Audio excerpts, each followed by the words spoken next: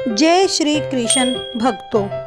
आज कार्तिक मास कैसे करते हैं, कार्तिक महात्म्य में इसका पूरा वर्णन किया गया है। लेकिन कार्तिक मास की शुरुआत करने से पहले हमें गणपति भगवान को नहीं भूलना चाहिए। गणपति जी की वंदना से ही कार्तिक मास की शुरुआत करें।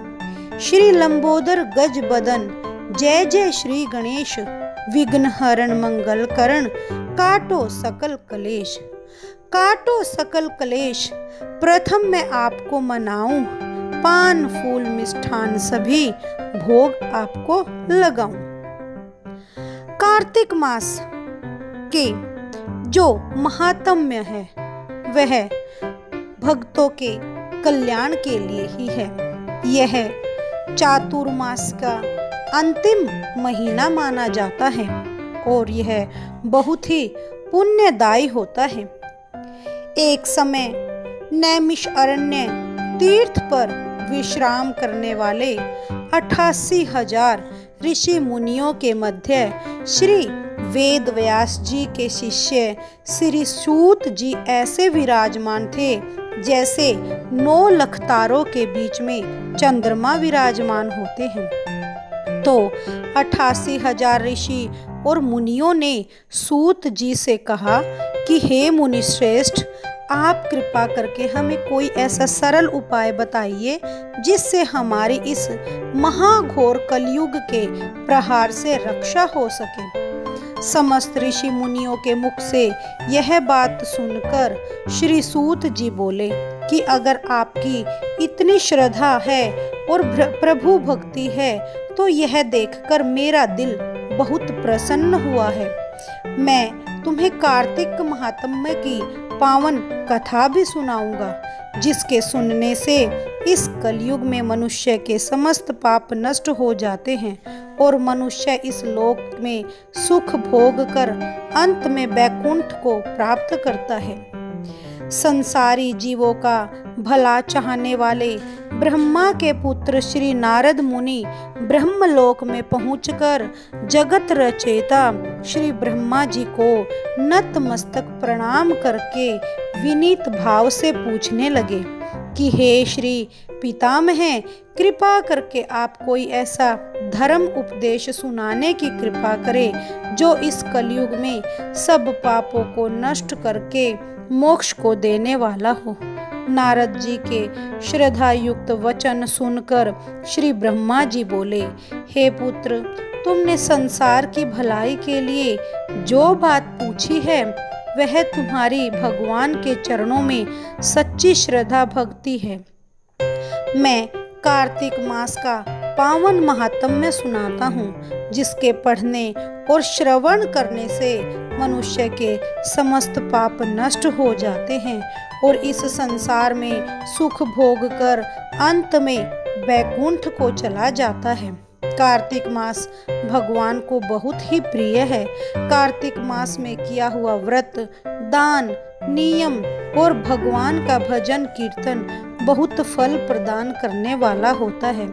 कार्तिक मास में भगवान का सभी प्रकार से गुणगान करना चाहिए। कार्तिक मास में जो सबसे अच्छे कर्म होते हैं अगर हमें उनको करते हैं तो वह बहुत पुण्यदायिनी होते हैं। व्रत करने वाला मनुष्य प्रातःकाल ब्रह्म मुहूर्त में उठकर शौच आदि से निवृत्त होकर 12 अंगुल लंबे सुगंधित युक्त वृक्ष का दातून करे। याद रहे, श्राद्ध में सूर्य ग्रहण और चंद्र ग्रहण, एकम अमावस्या और नवमी, छठ, एकादशी और रविवार को दातून न करें। जिस दिन दातून न करनी हो उस दिन केवल 12 कुल्ले करके मुंह को साफ कर लें। जब 2 घड़ी रात्रि रह जाए तो काले तिल, चंदन, चावल, फूल और कुशा लेकर तालाब, कुंड, नदी, संगम या किसी भी तीर्थ स्थान पर पहुंचकर हाथ जोड़कर प्रार्थना करें कि हे भगवान, आप लक्ष्मी जी सहित मेरे यहाँ पर आकर विराजमान हो जाइए। कार्तिक मास में मैं आप दोनों के लिए स्नान करूंगा। इस प्रकार प्रतिज्ञा करके श्री गंगा जी, श्री शिव जी, सूर्य और विष्णु नारायण का ध्यान करके नाभि तक जल में प्रवेश करके अच्छी तरह से स्नान करना चाहिए। फिर जल से बाहर निकलकर देवता, ऋषि और पितरों का तर्पण करना चाहिए। स्नान करने के पश्चात भेड़, बकरी की धूल से बचना चाहिए। छींक आने पर थूक, कुत्ता, कौवा, ऊंट, उल्लू आदि से भी बचना चाहिए। यदि भूलवश इनमें से किसी का भी स्पर्श हो जाए तो दोबारा से स्नान करना चाहिए।